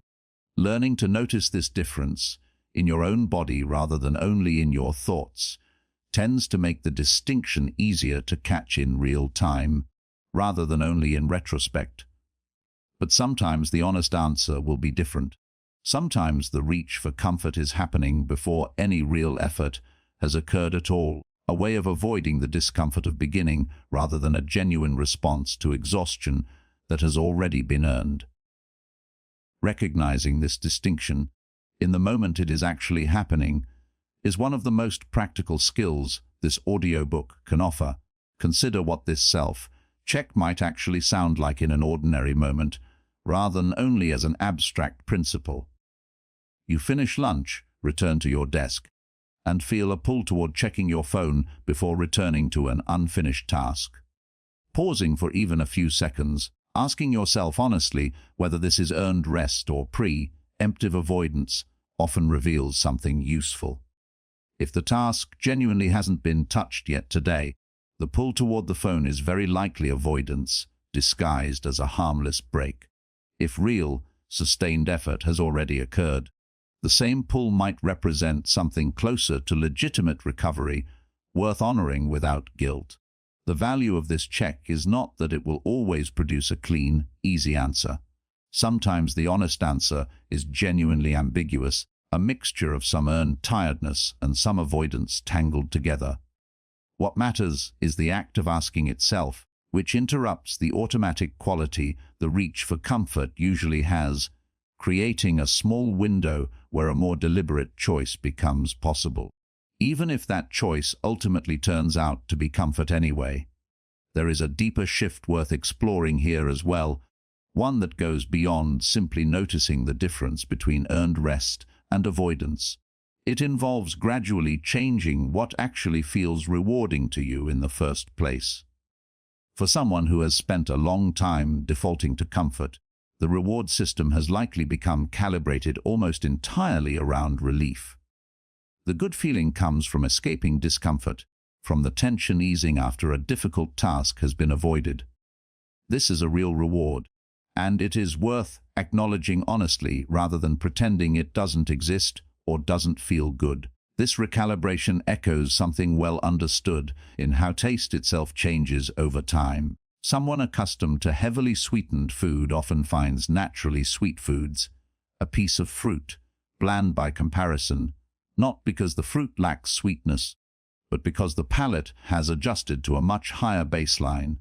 Reduce the intensity of what you regularly consume, and more modest sources of the same pleasure gradually become noticeable and satisfying again. Something similar happens with reward more broadly. A mind consistently flooded with the fast, intense relief of avoidance can become less responsive to the quieter, slower satisfaction that completion offers, simply because the contrast between the two has grown so large. Reducing how often the fast reward gets chosen, even slightly, tends to make the slower one more noticeable again, the same way a less sweetened diet gradually makes ordinary sweetness register more clearly. But there is another reward system available, one that many people have simply had less practice accessing, because it requires actually staying with difficulty long enough to experience it. This is the reward of completion, the satisfaction of having finished something you were dreading, the quiet pride of having kept a promise to yourself, even a small one.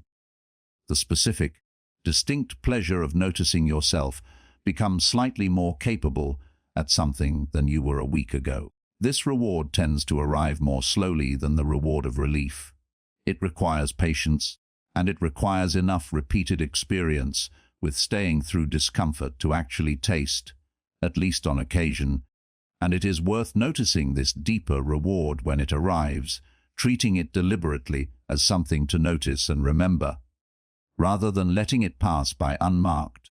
Over time, with enough of these experiences accumulated, something genuinely useful tends to happen. The reward of completion starts to compete more seriously with the reward of relief, no longer overshadowed entirely by how immediate and reliable relief has always been. This does not mean discomfort ever stops being uncomfortable, or that finishing something difficult ever becomes as effortlessly pleasurable as easy stimulation.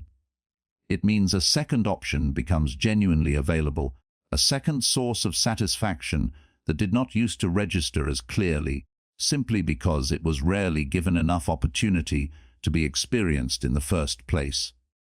A brief moment of reflection at the end of something difficult, even just a few seconds spent acknowledging what was actually accomplished, tends to help this shift along considerably. Most people move immediately from finishing one thing to starting the next, or to checking a phone, without ever pausing to actually register the completion that just occurred. That brief pause, deliberately held, allows the reward of finishing to actually register consciously, rather than being swallowed instantly by whatever comes next, and a reward that registers consciously tends to reinforce the behavior that produced it far more effectively than one that passes by unnoticed. You begin to enjoy the feeling of doing something difficult, at least occasionally, instead of only enjoying the feeling of avoiding it.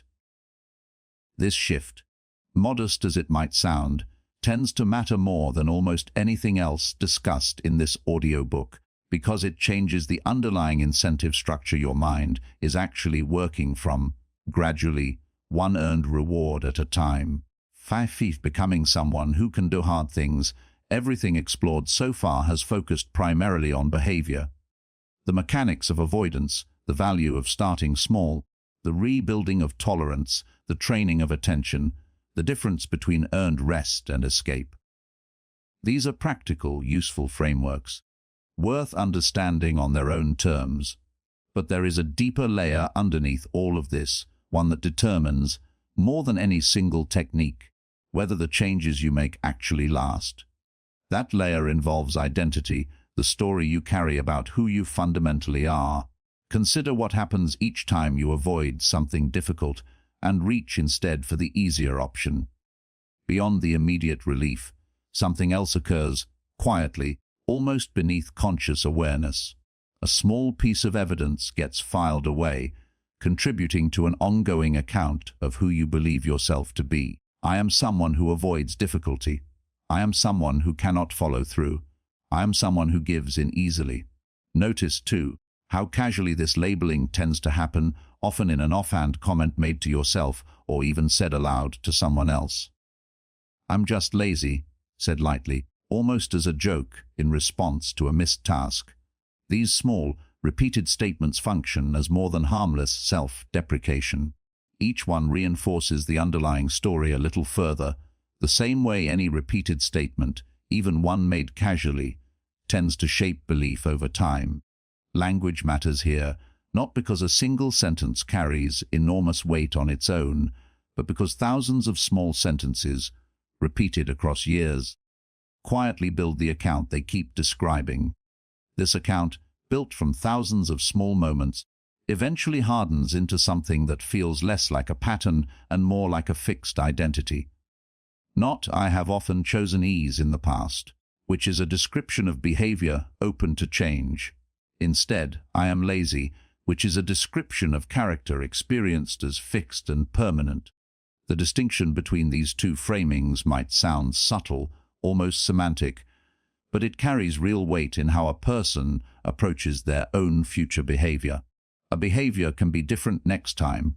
A fixed trait, by definition, cannot. Someone who believes they simply are lazy, as a matter of identity, has little reason to expect a different outcome the next time a difficult task arises, because the explanation they carry offers no mechanism for change. Someone who understands the same pattern as a well-practiced behavior, however, has a much clearer path forward, because behaviors, unlike traits, respond directly to practice, in whichever direction that practice happens to point. This matters more than it might initially seem, because identity tends to be self-reinforcing. Once you believe you are someone who avoids difficulty, that belief shapes your expectations for yourself before you even begin. It becomes a kind of quiet prediction made before each new task, and predictions, especially ones held about yourself, have a tendency to influence the outcomes that follow them. Here is the more hopeful version of the same mechanism. Every time you choose to stay with something difficult, even briefly, even imperfectly, you are also filing evidence, this time toward a different account entirely. I am someone who can start, even when I don't feel like it. I am someone who can tolerate discomfort for a little while.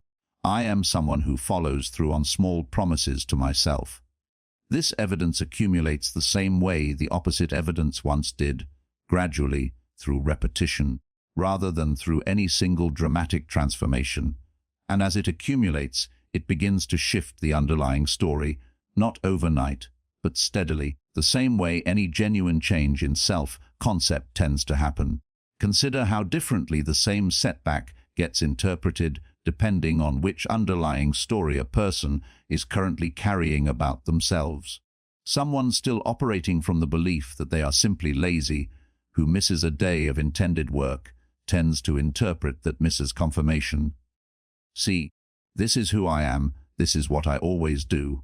The setback becomes evidence supporting a fixed, discouraging identity, which makes resuming afterward feel considerably harder than it needs to.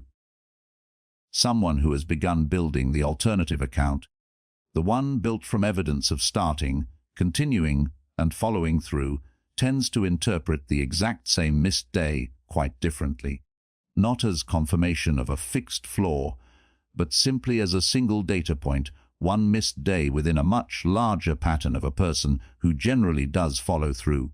This interpretation makes resuming the next day considerably easier because the setback never had the power to define the whole story in the first place.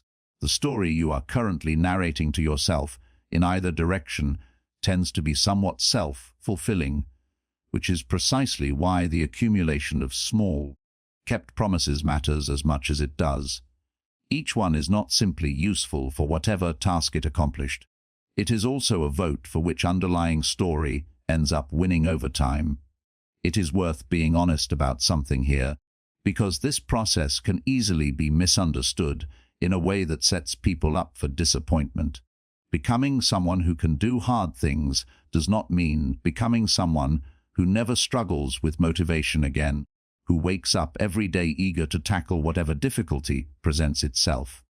That version of transformation does not exist for anyone, regardless of how disciplined they might appear from the outside. What it actually means is something more grounded, becoming someone who does not automatically surrender to every impulse toward ease, someone who notices the pull toward avoidance and, at least sometimes, chooses differently, not because the pull has disappeared, but because a different response has become genuinely available, practiced enough times to feel like a real option rather than an impossible ideal.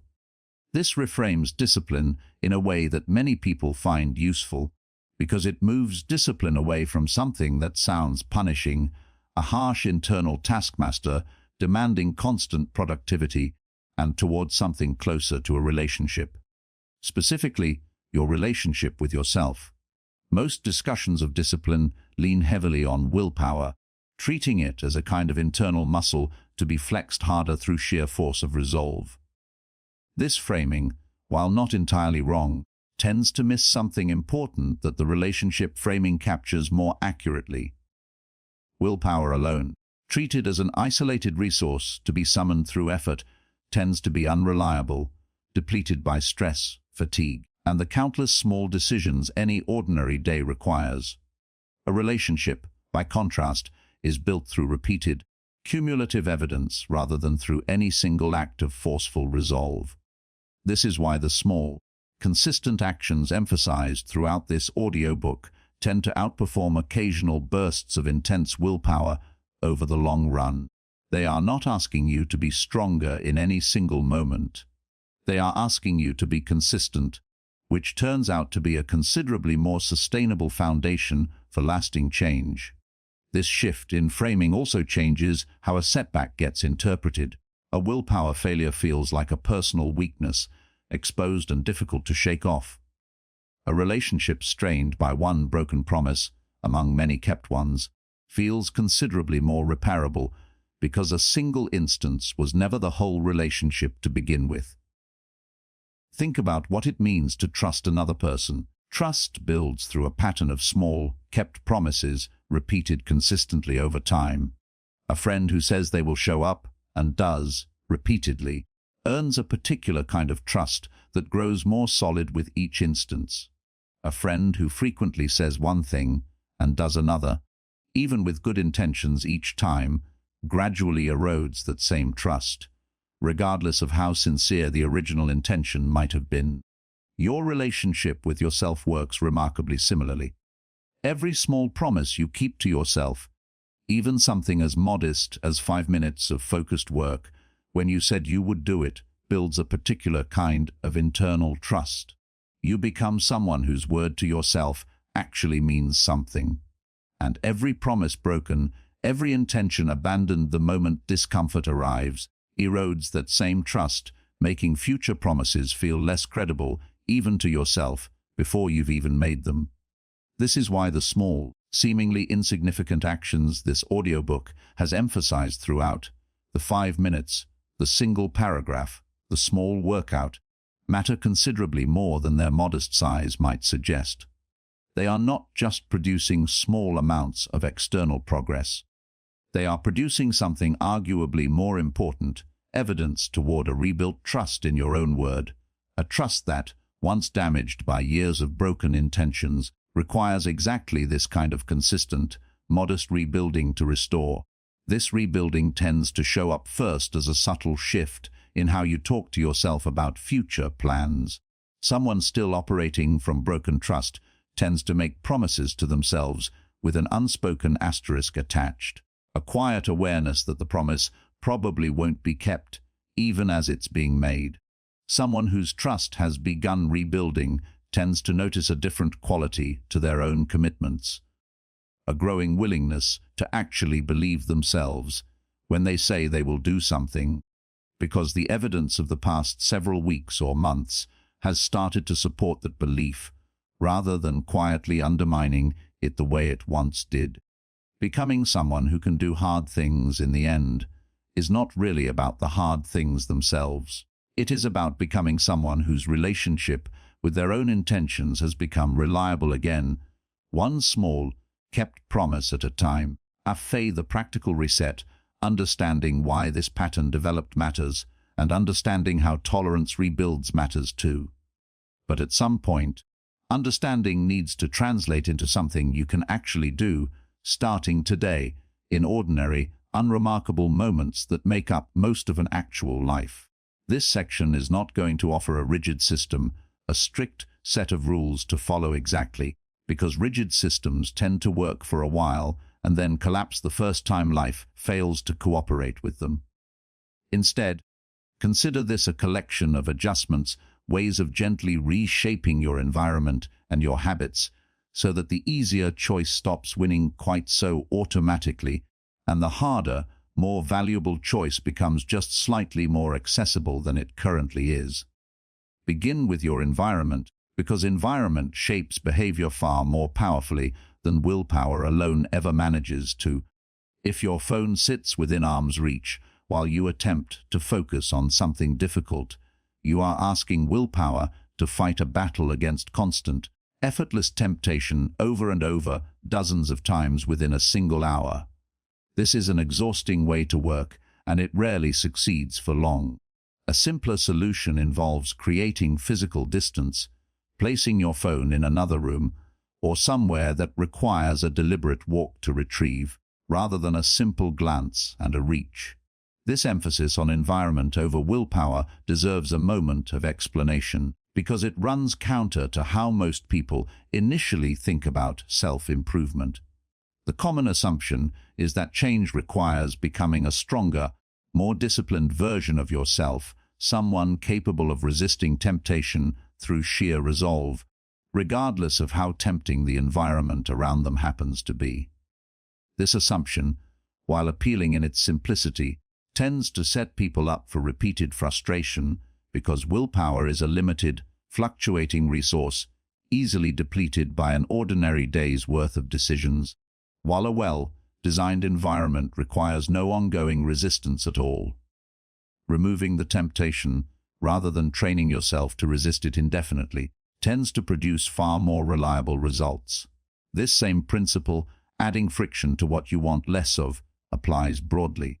If short-form video content tends to consume hours you would rather spend differently, consider making it slightly harder to access.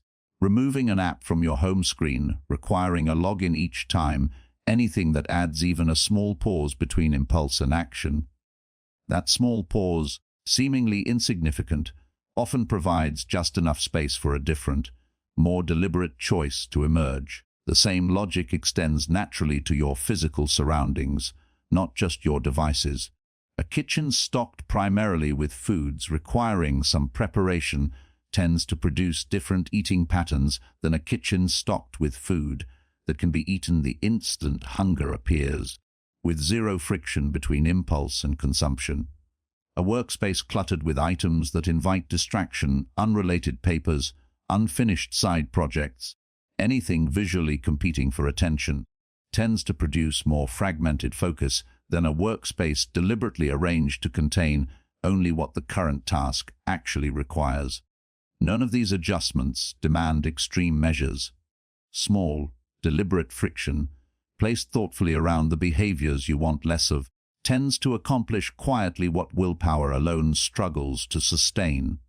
The opposite principle applies just as usefully to the behaviors you actually want more of. Just as friction can be added to distraction, friction can be removed from the things you are trying to build. If you want to read more, keep a book visible, within easy reach, rather than buried somewhere that requires effort to locate. If you want to exercise in the morning, lay out your clothes the night before, removing one small barrier that might otherwise provide an excuse in a groggy, low willpower moment. If you want to write, open the document the night before, so that beginning the next day requires simply continuing rather than facing the more intimidating task of starting from nothing. Working in short, defined periods tends to work considerably better than vague intentions to work for an unspecified stretch of time. An unspecified stretch feels open-ended, and open-ended tasks are precisely the ones that trigger the most resistance, because there is no clear finish line offering relief. A defined period, even a short one, 20 minutes, 25 minutes, offers something an open-ended task does not. A visible endpoint that makes beginning feel considerably less daunting.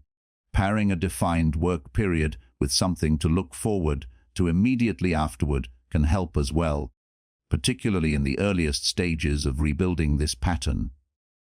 This is not about bribing yourself indefinitely, and it isn't meant to become a permanent crutch, but a short, deliberate reward, a cup of coffee, a few minutes outside, a brief and genuinely enjoyable break, placed right after a defined period of effort, helps the mind begin associating effort with a positive outcome that arrives reasonably soon afterward, rather than only with the discomfort that precedes it. Allowing boredom back into ordinary moments, rather than filling every available gap with stimulation, continues to matter here as well, not as a single dramatic practice, but as an ongoing, everyday habit. Waiting in line, riding in a car, the few minutes before a meeting begins, these small gaps offer repeated, low-stakes opportunities to practice tolerating mild discomfort, opportunities that accumulate meaningfully over time, even though each individual instance feels minor. Beginning before you feel ready remains one of the most valuable adjustments available, worth returning to directly here as a practical instruction rather than only a concept. Do not wait for motivation, for the right mood, for a clearer head. Commit to beginning in some small form, regardless of how you currently feel, trusting that the feeling of readiness, when it arrives at all, more often follows action than precedes it. Keeping promises small enough to actually keep deserves particular emphasis, because ambition, ironically, is often the enemy of consistency. A promise to exercise for an hour every single day, made by someone who has not exercised consistently in years, is likely to be broken within the first week, producing discouragement that undermines the entire effort. A promise to exercise for 10 minutes, however modest it sounds, is considerably more likely to actually be kept, and a kept promise, however small, builds the kind of trust in yourself that a broken, ambitious promise never manages to produce. It can feel almost counterintuitive to deliberately aim low, especially for anyone accustomed to associating ambition with virtue. But the goal at this stage is not maximum output. It is maximum consistency, because consistency, sustained long enough, tends to produce far greater cumulative results than sporadic bursts of intensity that inevitably collapse under their own unsustainable weight. Once a small commitment has been kept reliably for a period of time, raising it slightly becomes a natural next step, built on a foundation that has already proven itself rather than on hope alone. Increasing difficulty gradually, only once a current level has become comfortable, protects against the common mistake of scaling up too quickly, triggering the same overwhelm and abandonment that oversized goals tend to produce. There is no need to rush this process. The tolerance being built here is meant to last, and lasting change tends to move more slowly than the version of change that burns brightly for 2 weeks before collapsing entirely. A simple way of tracking this progress, without turning it into an elaborate system, involves nothing more than a visible mark, a checked box, a single line in a notebook, made each time a small promise to yourself has actually been kept. This is not about data for its own sake, or optimizing anything with precision. It is about making the accumulating pattern visible to you, in a form more concrete than memory alone tends to provide, especially on the days when the old, discouraging story tries to insist that nothing is actually changing. A simple record, kept honestly over weeks, tends to quietly contradict that story with evidence that is difficult to argue against once it's sitting there, plainly, in front of you. Finally, reward completion deliberately, rather than only noticing when things go wrong.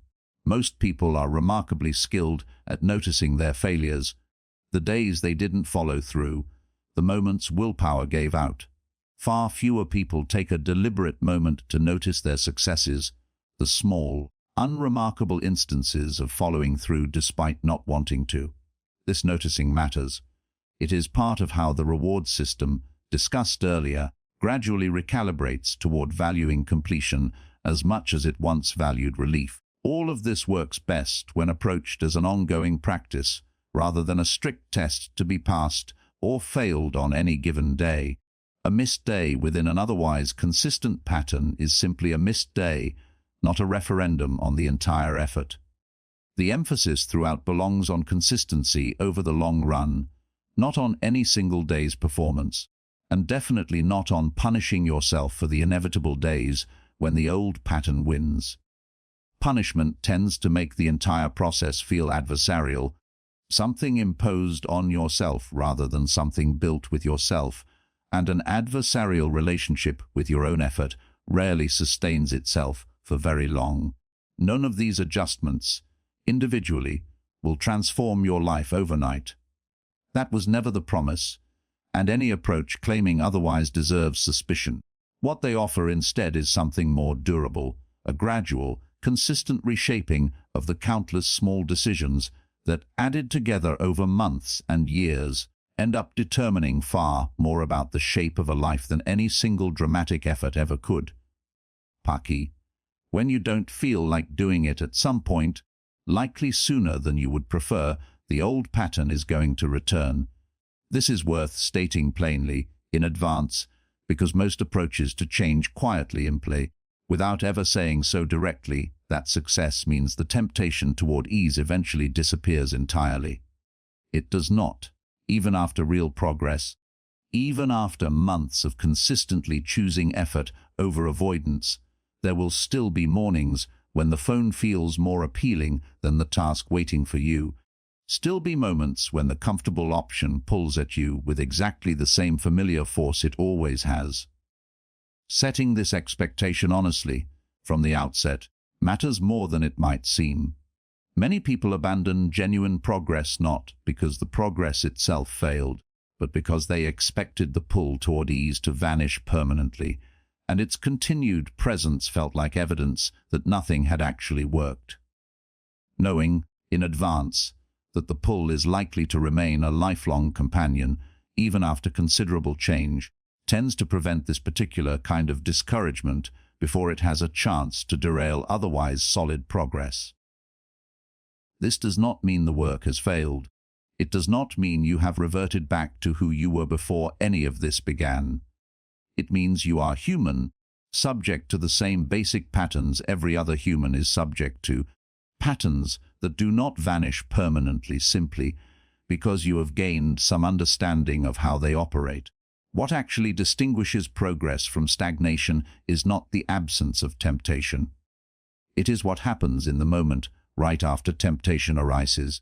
It is worth returning here, briefly, to the very beginning of this audiobook, to the image of hours passing effortlessly in front of something entertaining while 20 minutes of focused work felt unbearable. That contrast has not disappeared simply because this audiobook is nearing its end. It will likely still be there, to some degree, on difficult mornings for a long time to come. What has changed, or what can change, with the practice described throughout, is not whether that contrast exists, but how much power it has over what actually happens next. Before doing any of this work, that moment likely passed without any real awareness at all. The pull toward ease arrived, and the response followed almost instantly, automatically, without any perceptible gap between impulse and action, phone in hand before the thought had even fully formed. Difficult task abandoned before any real consideration of the alternative. This gap, small as it sounds, is arguably the single most important thing this entire audiobook has been building toward. Everything else, the small starts, the gradual tolerance, building, the friction added to distraction, the friction removed from meaningful work, exists largely in service of creating and then widening this exact gap. A person with no gap between impulse and response is, in a very real sense, not making choices at all, simply reacting. A person with even a small, reliable gap has regained something that avoidance had quietly taken from them, the ability to actually decide, rather than simply default. After doing this work, even imperfectly, even with plenty of setbacks along the way, something small but significant tends to change in that same moment. A gap opens up, brief as it might be, between the impulse and the response. You notice the pull toward ease arriving. You notice it clearly enough to name it, even if only silently, to yourself. This is the old pattern, showing up again. Picture a specific morning, months into this process, when the old pull returns with unexpected force. You wake up tired, the task ahead feels heavier than usual, and the phone on the nightstand seems, in that particular moment, considerably more appealing than getting up and beginning. Before any of this work, that moment would likely have resolved itself in seconds, phone in hand, morning gone, without a single conscious decision ever really occurring. Now, even on a difficult morning like this one, something different tends to happen. You notice the pull. You notice the specific, familiar shape of it. The same shape it has taken hundreds of times before, and in that noticing, however briefly, a choice becomes available that used to arrive too late to matter. That noticing does not guarantee a different choice will follow. Sometimes, even with full awareness of what is happening, the easier option still wins, and that is worth accepting without excessive self-judgment, because a single instance of choosing comfort does not undo months of different choices made before it. But the noticing itself represents real progress, even on days when the old pattern ultimately prevails, because a pattern that is seen clearly is fundamentally different from a pattern that operates entirely in the dark, unnoticed and unquestioned. Over time, with enough practice, that gap between impulse and response tends to widen slightly, and within that widened gap, a genuine choice becomes possible more often than it once was. Not every time. Progress of this kind was never going to mean a perfect, unbroken record of choosing effort over ease.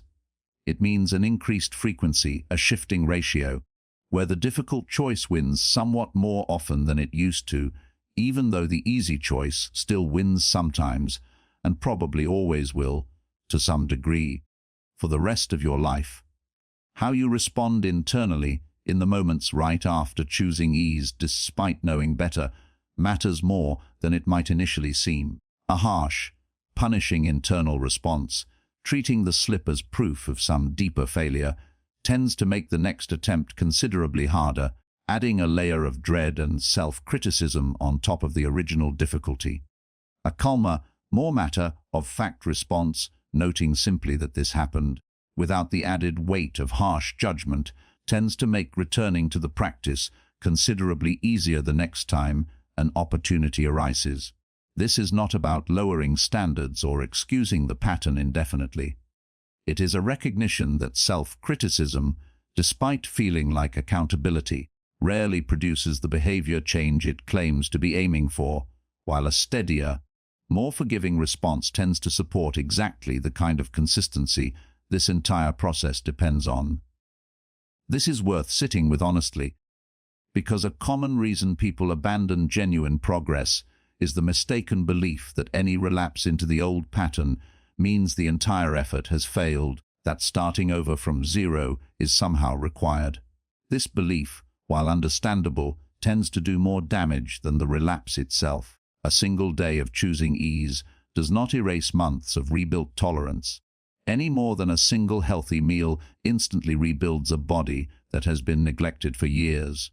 The gains accumulated through consistent practice remain largely intact, even through occasional setbacks, as long as the setback is treated as exactly that, a single instance, rather than as proof that the entire project was doomed from the start.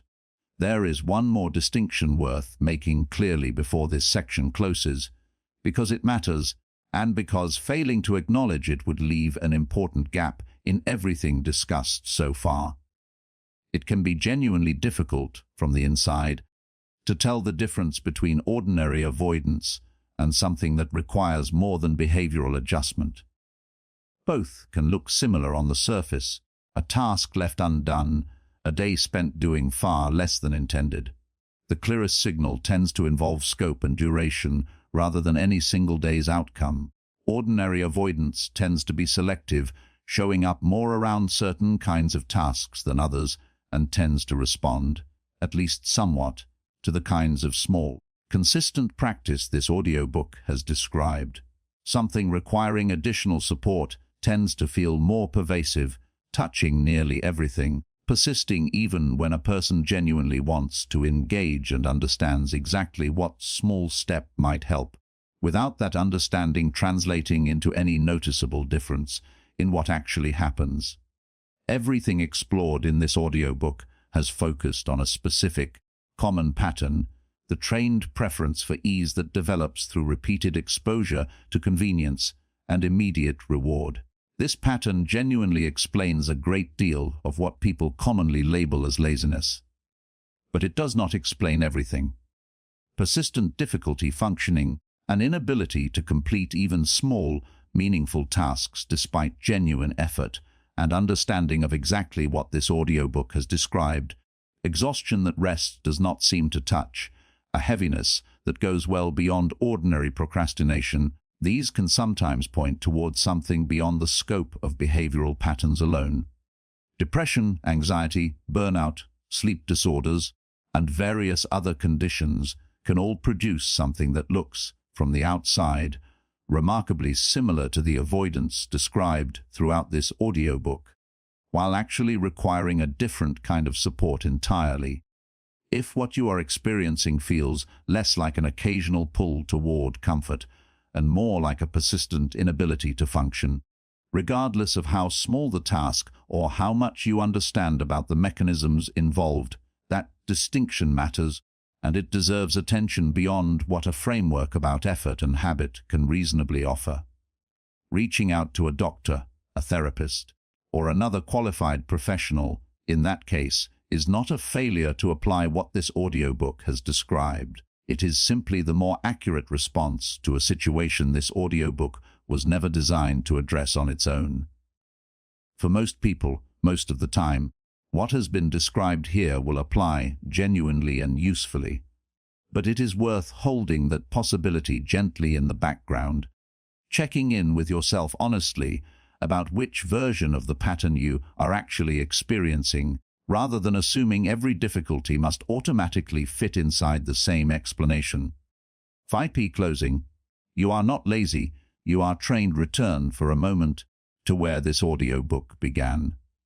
The 20 minutes of focused work that felt unbearable.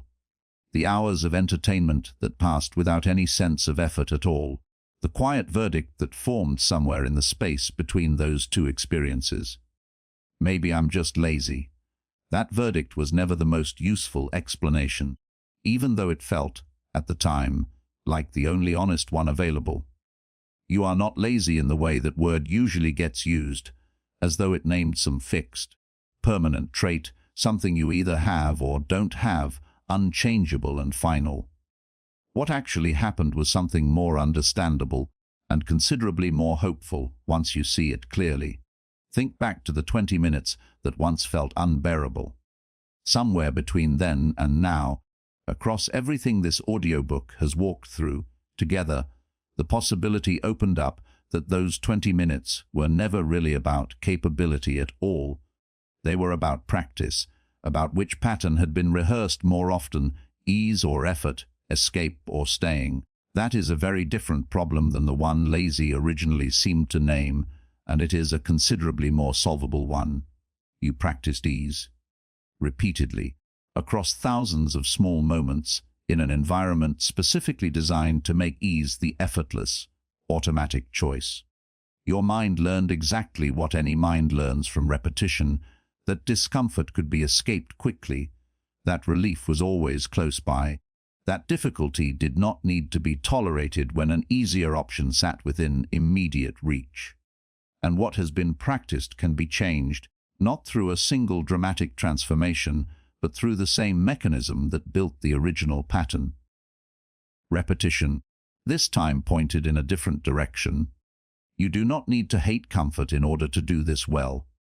Comfort is not the enemy, and this audiobook was never asking you to eliminate rest, entertainment, or pleasure from your life. Those things matter. They make a life worth living, not obstacles standing in the way of one. What changes gradually is not how much you value ease. It is how automatically ease gets chosen, without any real consideration of whether it actually serves the life you are trying to build. A person who has done this work is not someone who no longer enjoys comfort. They are someone who has simply reclaimed the choosing itself, so that comfort remains available without quietly running the show. You do not need to eliminate ease entirely, or transform yourself into someone who works constantly, who has somehow risen above the ordinary human preference for relief over discomfort. That version of transformation is neither realistic nor actually desirable, and chasing it tends to produce burnout rather than genuine, lasting change. What you need is smaller than that and more achievable. You simply need to stop letting the easiest option make every important decision for you, by default, without any conscious choice involved at all.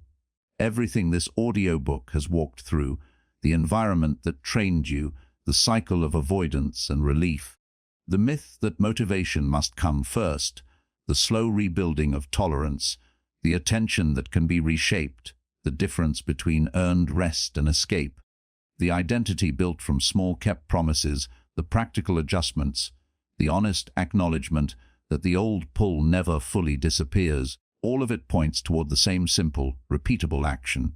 Not a transformation, a choice.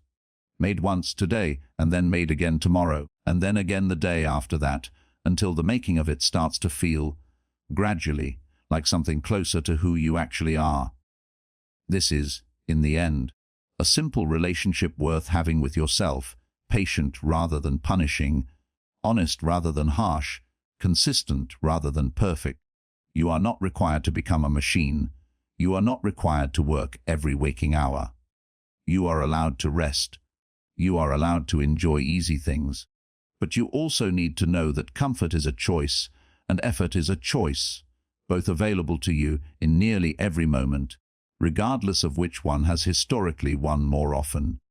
Every time you choose the easier escape, you strengthen that pattern a little more, the same way it was originally strengthened.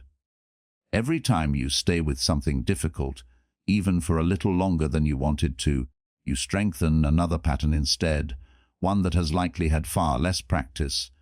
But that grows the same way any pattern grows, through repetition, patiently, over time. So stop asking yourself, why am I so lazy? That question rarely leads anywhere useful. It treats a trained pattern as a fixed identity, and fixed identities leave little room for change. There will be setbacks. There will be days, maybe even stretches of weeks, when the old pattern wins more often than the new one. This has already been said, but it deserves saying once more here, at the very end, because it is the part most likely to be forgotten in a moment of discouragement. A setback is not evidence that you were wrong about any of this. It is simply what practicing something new actually looks like for every person who has ever attempted it in any domain at any point in history.